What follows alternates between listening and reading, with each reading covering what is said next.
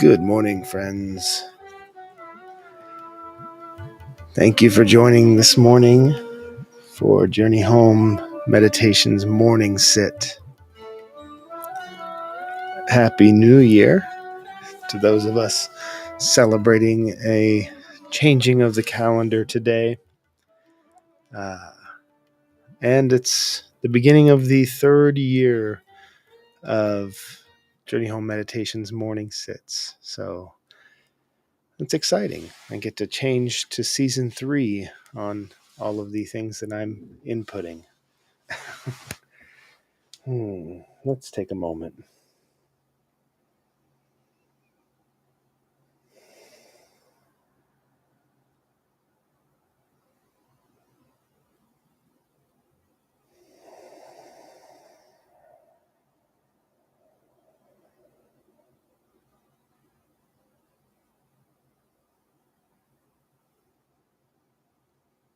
Okay. Yes, it's very good to be here today. I'm going to slip this coat off. It's kind of warming up in this space, which is exciting as well. I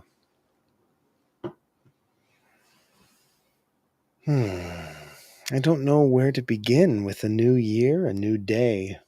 We've got all these possibilities ahead of us. Right? And it's true that we have this possibility all of the time, right? There's always an opportunity to just stop whatever it is that's happening, whatever's happening inside of us, whatever we're doing. We can just stop and begin again. But there's also something remarkable about an entire collective decision to have these markers, right? These moments. And there's always been my whole life, and I think, for generations, there has always been a sort of momentous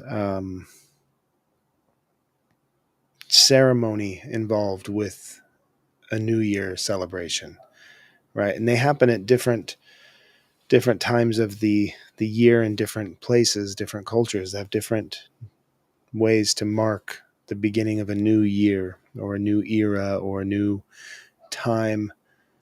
And each of these new beginnings is representative of two things. There's an ending of what was before and an opening to what can become. So it's a little miniature death ceremony and a rebirth ceremony, all in the span of just a few minutes, really. If you're using the clock to measure the shift from one day to the next, then we've allotted ourselves a certain amount of magic at that time. And it's not really dependent upon a lot of dogma or, there's no punishment. Like, with Santa, you have this, this, if you're not a good little boy or girl, you're not going to get presents, right? This moral imperative, but it doesn't really happen the same way with a collective shift like a New Year's celebration.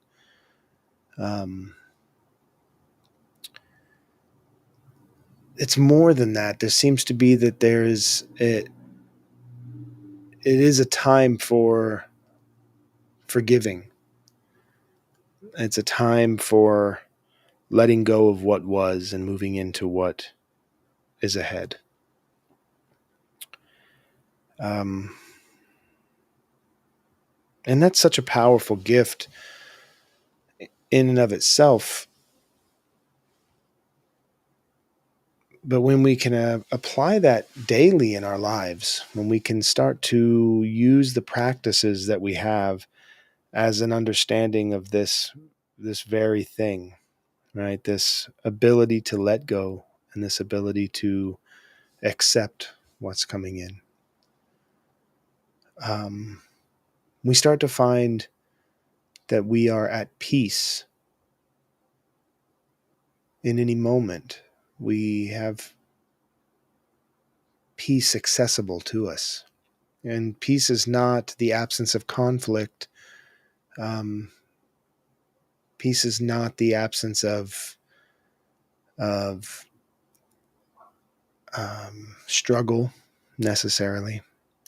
But peace is the ability to be with whatever is in that moment in loving, kind awareness.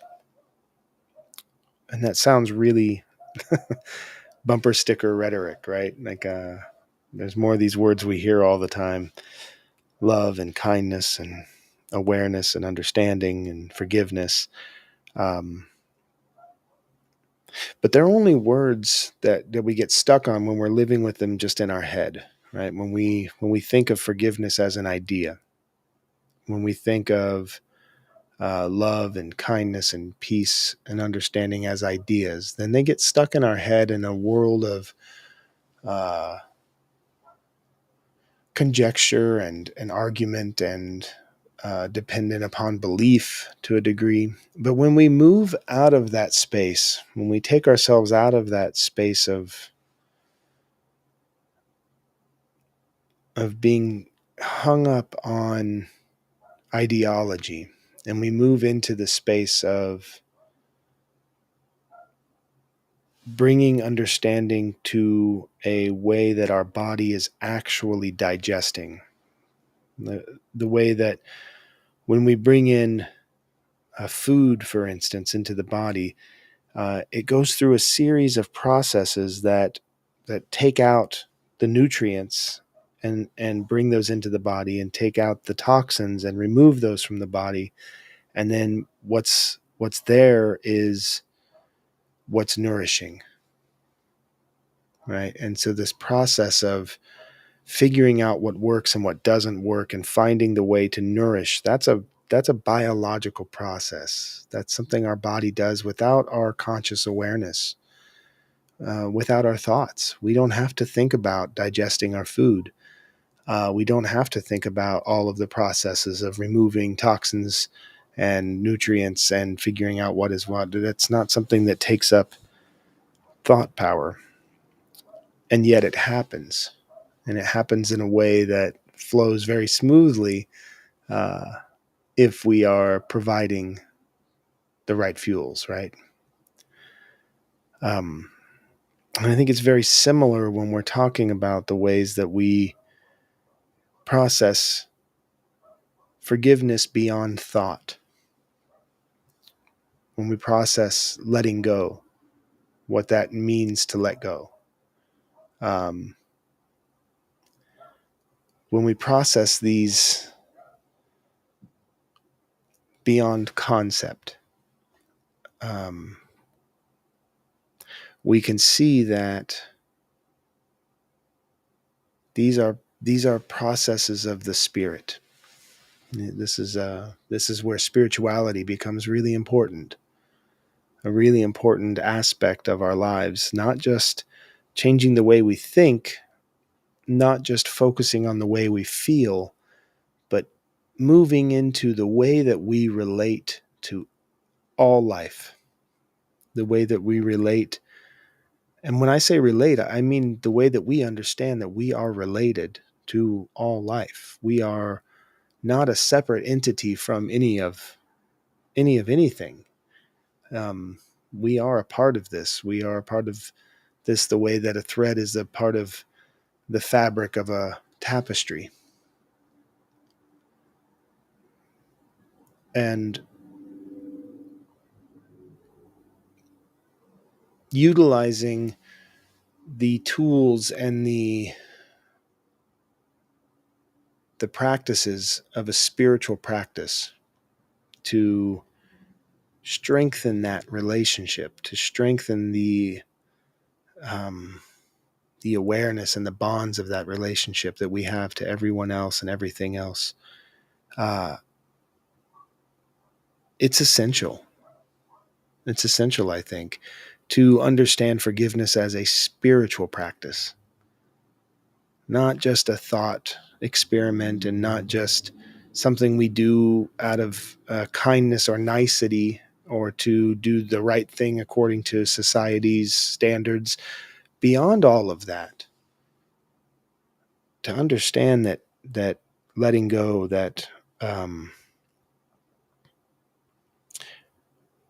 relieving ourselves of the attachment to what's coming and being able to accept what's ahead of us as it comes, these are spiritual practices because this is the practice of coming into oneness. And I can't think of anything that is more central to a spiritual existence than understanding our oneness. I can't think of anything at all. There's a lot of rules that a lot of religions have, and religion is religion gets a bad rap because of a lot of reasons, a lot of really good reasons that religion gets a bad reputation. Um, but essentially, if we can move beyond that level of our own personal uh, vendettas, we can see that religion and religious practices are simply organized ways of practicing a spiritual practice. Now, that doesn't make them more right or less right than non religious ways of practicing a spiritual practice. Um, but I think when we break it down to that, it takes some of the fear out of, well, I don't want to be religious. I want to be spiritual. Like this playing with words, this semantic way to remove God from the conversation um, based upon our pain. Um, Essentially, it comes down to the same thing. It's all a series of methods that are devised to eventually bring you into oneness. So when we're celebrating the new year today, celebrate it fully. Celebrate it with kindness and love, without sarcasm and without bitterness. Um, who cares that time is a construct? Who cares that calendars are inventions of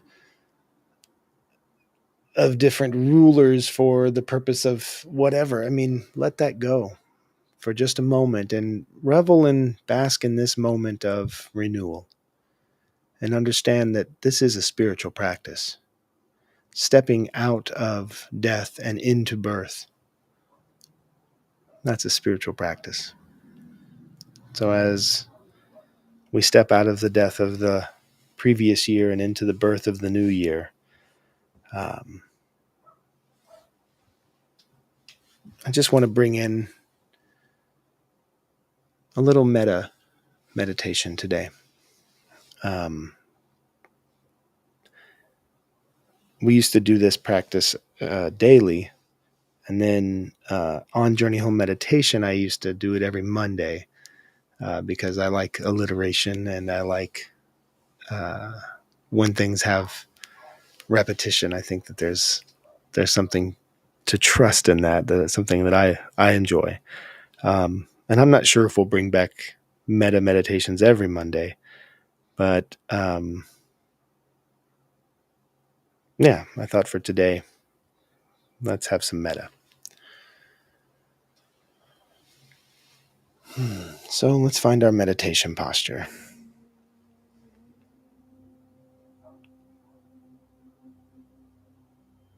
And whether you're seated as I am in a chair with your feet flat to the floor, or you're on a pillow or a rug or a mat,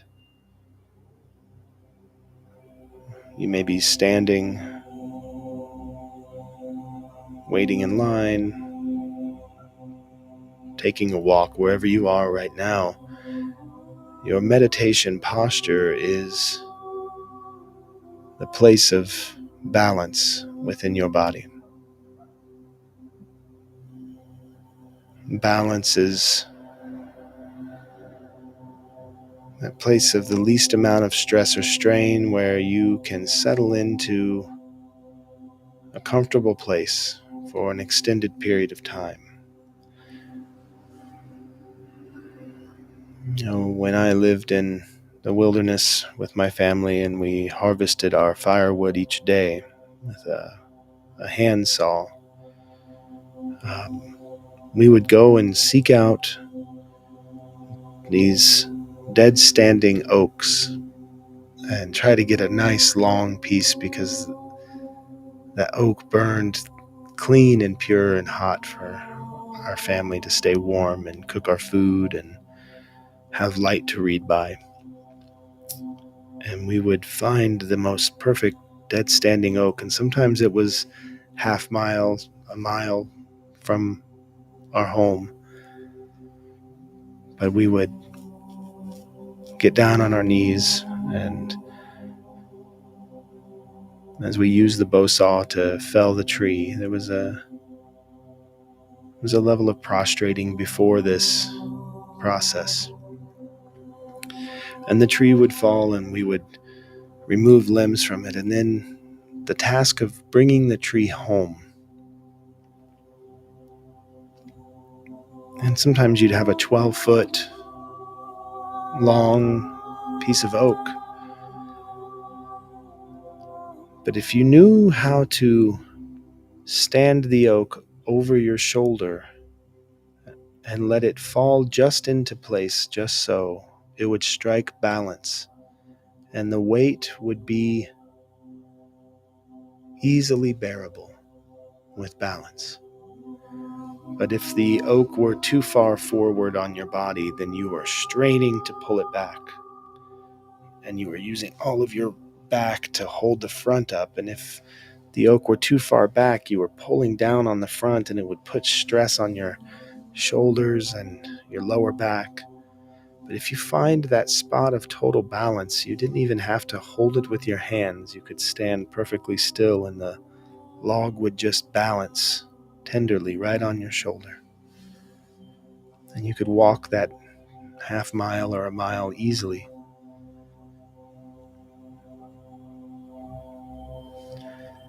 So that's what we're doing today. We're finding our meditation posture by balancing our body in a way that we can carry any burden with ease. And this practice is a devotional practice to breath. So everything we do from this moment on is going to be in total devotion to breathing.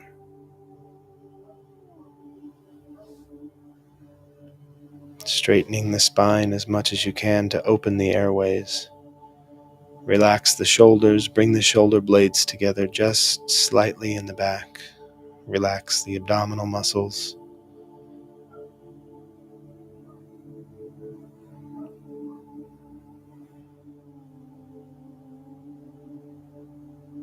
And begin to breathe gently and controlled in through the nose to the bottom of the belly.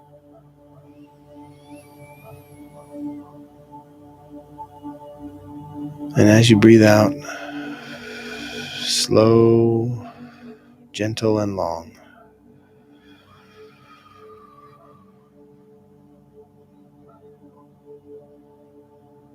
Breathing into the belly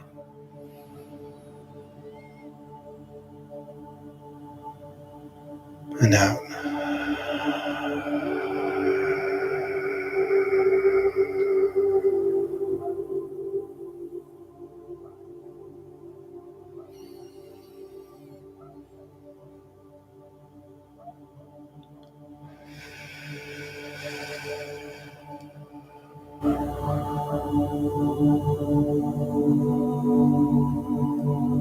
Each breath is a cycle of life and death.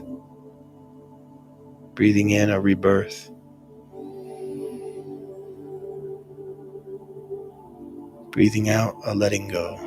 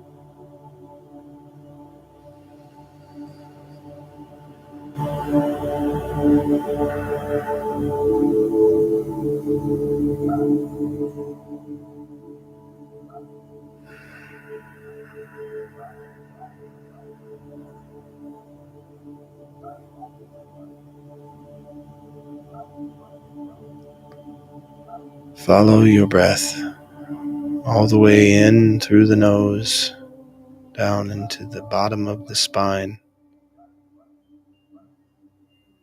and all the way out. Breathing in and breathing out.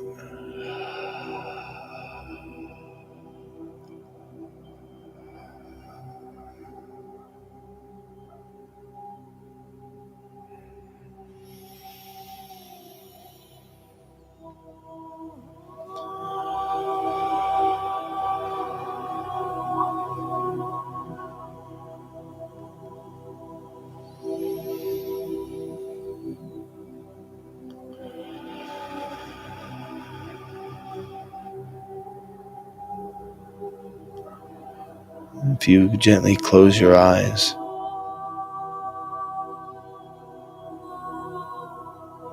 look at the back of your eyelids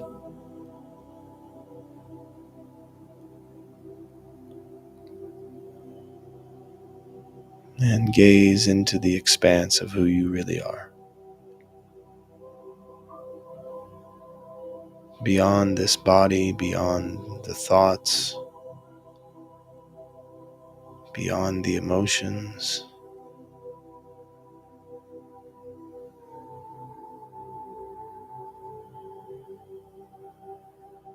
this expansive existence.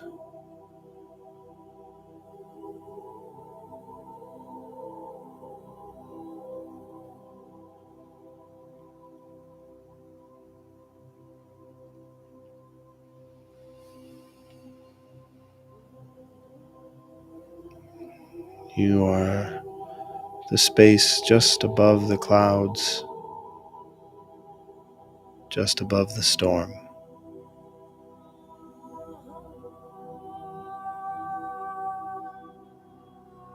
You are that space just behind the sunlight.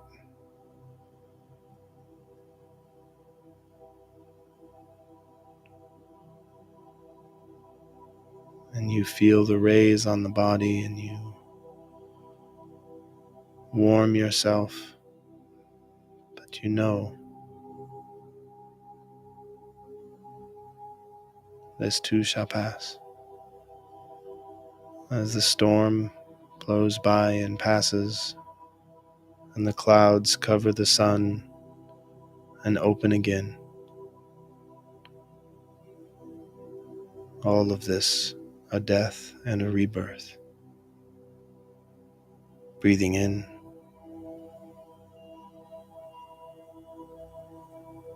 and breathing out.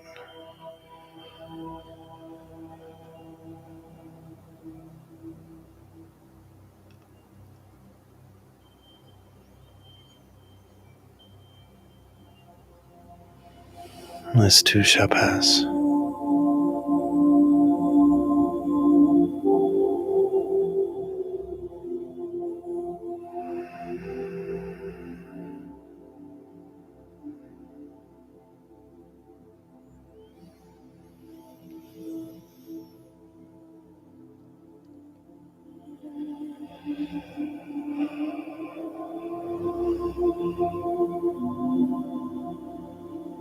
Letting go is not a rejection. Letting go is an embrace. Whatever comes up that we've been holding on to as it moves up through the body and the breath into the chest, and as that emotion connects to it and everything attaches, and you breathe in, and then as you breathe out, as this experience wants to move through your body, this is the moment of embrace. This is the moment when the grief or the pain or the joy or whatever it is that is moving up through the body needs to be seen and loved without judgment, just loving the feeling.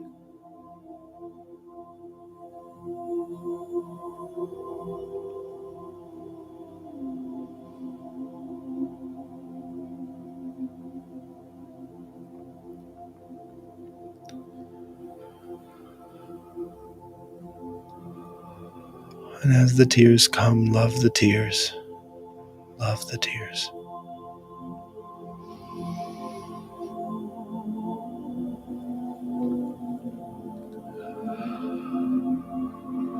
And say goodbye.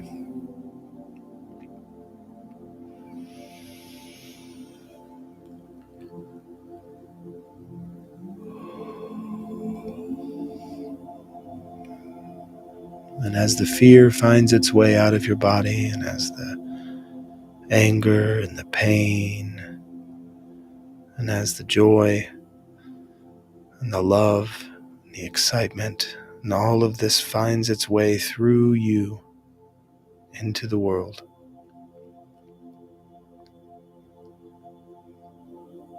just above the clouds, you witness it all and love it.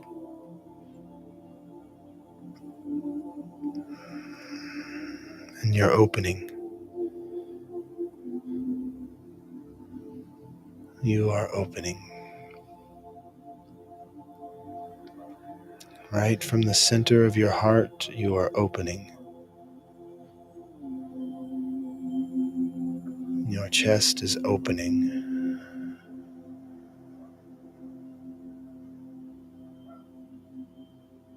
Your breath is opening.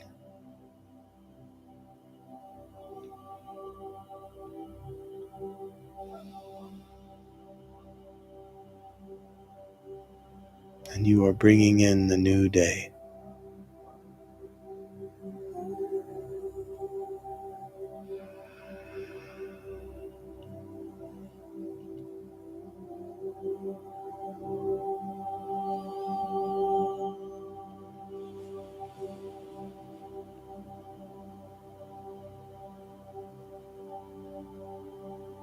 In your body, in your mind, in your personality, these things are all here to help you experience everything that comes with it. And it is through your personality that you get to express only what you are. No one else can be that, and you cannot be anyone else.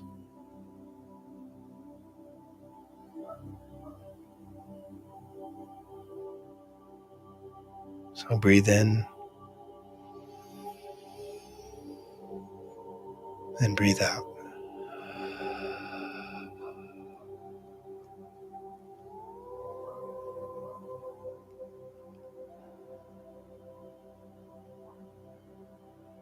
And be alive.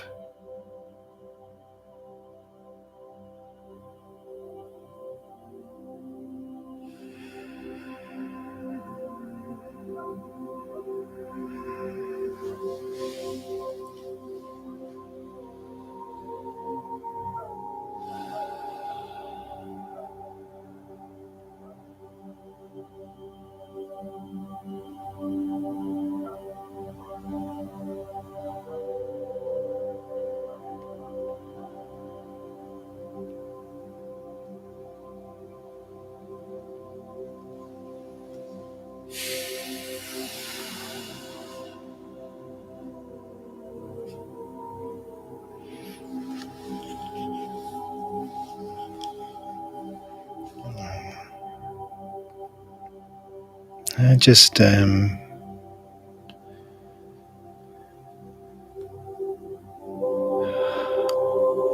I have a wave of emotions and feelings, and they're all centered around gratitude right now. Just as I'm sitting in this space, Journey Home Support Services, the home of Journey Home Meditation, and so many different groups and support groups and people that come to hold space for one another. So much beauty happens in this room, and I am just filled with gratitude. And every story that comes in this space is an important story. And as it's spoken, there's a part of the pain that's being let go. And as the story's being heard, there's a part of the love that's being received. And I'm just so grateful for what this year holds and what last year brought. So thank you, thank you, thank you.